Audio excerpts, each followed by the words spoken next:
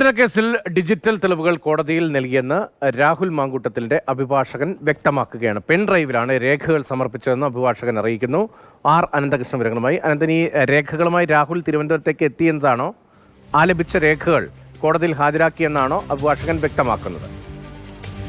രതീഷ്, രാഹുൽ മാങ്കൂട്ടത്തിൽ ഈ തനിക്കെതിരെ പരാതി നൽകിയ യുവതി ഉന്നയിക്കുന്ന മൊഴി ആ മൊഴിക്ക്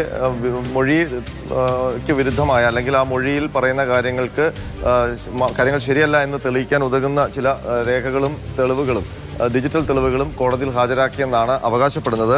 രാഹുൽ മാങ്കൂട്ടത്തിലിന്റെ അഭിഭാഷകൻ ശേഖർജി തമ്പിയാണ് ഈ രേഖകൾ പെൻഡ്രൈവ് സഹിതം കോടതിയിൽ സബ്മിറ്റ് ചെയ്തതെന്നാണ് അവകാശപ്പെടുന്നത്. അത് നമുക്ക് മനസ്സിലാക്കാൻ കഴിയുന്നത്, മാതൃഭൂമി ന്യൂസ് ആണെന്ന് വാർത്ത ഉച്ചയ്ക്ക് പുറത്തുവിട്ടത്. അതായത് രാഹുൽ മാങ്കൂട്ടത്തിൽ, ഒളിവിൽ കഴിയുന്ന രാഹുൽ മാങ്കൂട്ടത്തിൽ ഇന്നലെ തിരുവനന്തപുരത്ത് വഞ്ചിയൂരിൽ നേരിട്ടെത്തിയാണ് വക്കാലത്ത് ഒപ്പിട്ടത് എന്നുള്ളത്, വക്കീൽ ഓഫീസിൽ നേരിട്ടെത്തിയാണ് എന്നുള്ളത് മാതൃഭൂമി ന്യൂസ് ആണ് വാർത്ത പുറത്തുവിടുന്നത്. അതിന് പിന്നാലെയാണ് അഭിഭാഷകൻ ഈ പെൻഡ്രൈവ് കൊടുത്ത കാര്യം കൂടി സ്ഥിരീകരിക്കുന്നത്. അപ്പോൾ രാഹുൽ മാങ്കൂട്ടത്തിൽ തിരുവനന്തപുരത്ത് വന്ന അഭിഭാഷകന് തന്റെ പക്കലുള്ള തന്റെ വാദങ്ങൾ ശരിയെന്ന് തെളിയിക്കാൻ ഉതകുന്ന രീതിയിലുള്ള തെളിവുകൾ അഭിഭാഷകന് കൈമാറി. ആ തെളിവ് സഹിതമാണ് ഇന്നലെ മുൻകൂർ ജാമ്യ ഹർജി കോടതിയിൽ സമർപ്പിച്ചതെന്നാണ് നമുക്കിപ്പോൾ മനസ്സിലാക്കാൻ കഴിയുന്നത്.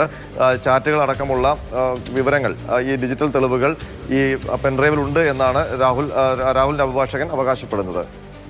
രതീഷ്, പിടി നൽകാതെ തലസ്ഥാനത്താണ് എന്ന നിലയിൽ തന്നെയല്ലേ ഇപ്പോൾ കാര്യങ്ങൾ സ്ഥിരീകരിക്കപ്പെടുന്നത്? രാഹുലിനെ അറസ്റ്റ് ചെയ്യുമോ, അതോ ഈ മുൻകൂർ ജാമ്യ ഹർജി അക്കാര്യത്തിൽ കോടതിയുടെ പരിഗണനയും തീർപ്പും വരുന്നത് വരെ വെയിറ്റ് ചെയ്യുമോ? പോലീസിന്റെ നിലപാട് എന്താണ്? രാഹുലിനെ അറസ്റ്റ് ചെയ്യുമെന്നതാണ് പോലീസ് പറയുന്നത്. പ്രത്യേക സംഘം അന്വേഷണം തുടരുകയാണ്. പെൺകുട്ടിയുടെ പക്കൽ നിന്ന് ഫോൺ അന്വേഷണ സംഘം ഏറ്റെടുത്തിട്ടുണ്ട്. അത് ഡിജിറ്റൽ പരിശോധനയ്ക്ക് വിധേയമാക്കും, ശാസ്ത്രീയ പരിശോധനയ്ക്ക് വിധേയമാക്കും. അതിനൊപ്പം തന്നെ തെളിവ് ശേഖരണം അടക്കമുള്ള നടപടികളുമായി മുന്നോട്ട് പോകുന്നുണ്ട്. ഇന്നലെ മുതൽ തന്നെ രാഹുലിനെ അന്വേഷിക്കുകയാണ്. രാഹുൽ ഒളിവിലാണ് എന്നുള്ള വിവരമാണ് പോലീസ് പറയുന്നത്. ആ പോലീസിന്റെ കണ്ണുവെട്ടിച്ചാണ് തലസ്ഥാനത്ത് തന്നെ രാഹുൽ എത്തി വക്കാലത്ത് ഒപ്പിട്ടിട്ട് ഒളിവിൽ പോയിരിക്കുന്നത്. അപ്പോൾ രാഹുൽ തിരുവനന്തപുരത്തും പരിസരത്തും ഉണ്ടെന്ന് തന്നെയാണ് മനസ്സിലാക്കാൻ കഴിയുന്നത്. പക്ഷേ പോലീസിന്റെ ഭാഗത്ത് നിന്ന് ഇതുവരെ അറസ്റ്റ് ചെയ്യാൻ, കാരണം മുഖ്യമന്ത്രിക്ക് നേരിട്ട് കൊടുത്ത പീഡന പരാതിയാണ്, മുഖ്യമന്ത്രി നേരിട്ട് ലോ ആൻഡ് ഓർഡർ ADGPക്ക് കൈമാറിയ പരാതിയാണ്.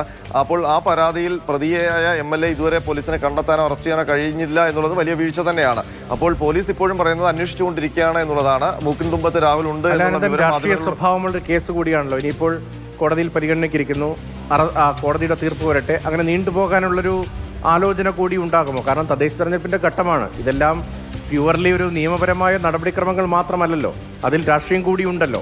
ഇതിപ്പോൾ ഒരു പെൺകുട്ടി പീഡിപ്പിക്കപ്പെട്ട കേസായി രജിസ്റ്റർ ചെയ്യപ്പെടുമ്പോഴും അതിന് വലിയ ഗൗരവം നിലനിൽക്കുമ്പോഴും ഗർഭചിത്രം ഉൾപ്പെടെ കേരളീയ സമൂഹത്തിന് മുന്നിൽ ഒരു പൊതുപ്രവർത്തകന്റെ പേരിൽ വളരെ പ്രധാനപ്പെട്ട ശബ്ദരേഖ അടക്കം പുറത്തു വരുമ്പോഴും ഒരു രാഷ്ട്രീയ സാഹചര്യം കൂടി ഉണ്ടല്ലോ. ഇനിയിപ്പോൾ ഈ അറസ്റ്റ് നീണ്ടുപോവുക, ഈ തദ്ദേശ തെരഞ്ഞെടുപ്പ് കഴിയും വരെ ഈ വിഷയം സജീവമാക്കുക, അങ്ങനെയും ഉണ്ടാവും. അങ്ങനെ സംശയിക്കണോ?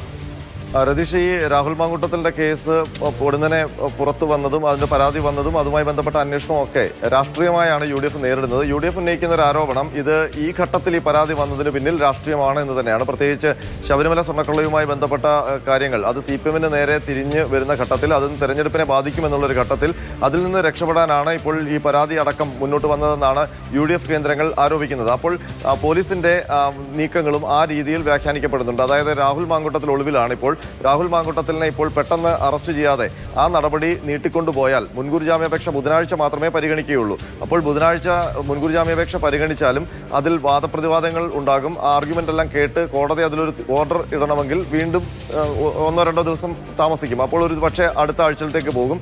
അങ്ങനെ വരുമ്പോൾ അത് തദ്ദേശ സ്വയംഭരണ തെരഞ്ഞെടുപ്പിന്റെ ഘട്ടത്തിലേക്കാകും.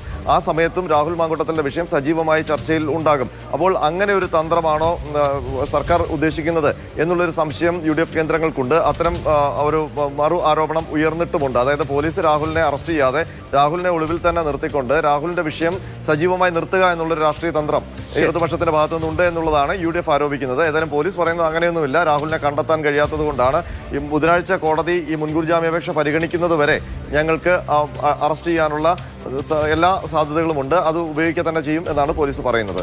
അതീവ ഗൗരവതരമായ സംഭാഷണമാണ് പുറത്തു വന്നത്. അതീവ ഗൗരവതരമായ പരാതിയാണ് പെൺകുട്ടി നൽകിയിരിക്കുന്നത്. രഹസ്യമൊഴിയും പോലീസിന് മൊഴിയും നൽകിയിട്ടുണ്ട്. അതീവ ഗൗരവമാണ്. ആ ഗൗരവത്തിന് ഒട്ടും കുറവില്ല. അതേസമയം തന്നെ ഒരു രാഷ്ട്രീയ പശ്ചാത്തലം കൂടി ഈ കേസിന് ഉള്ളതുകൊണ്ടാണ് വ്യത്യസ്തമായ വിവിധ ആരോപണങ്ങളും വ്യാഖ്യാനങ്ങളും ഒക്കെ സ്വാഭാവികമായി വരുന്നതും. അതേസമയം പോലീസ് അറസ്റ്റുമായി ബന്ധപ്പെട്ട നടപടികളുമായി ഇദ്ദേഹത്തിനെ കണ്ടെത്താനുള്ള നടപടികളുമായി മുന്നോട്ട് പോകുന്നു എന്നാണ് ആർ അനന്തകൃഷ്ണൻ റിപ്പോർട്ട് ചെയ്യുന്നത്.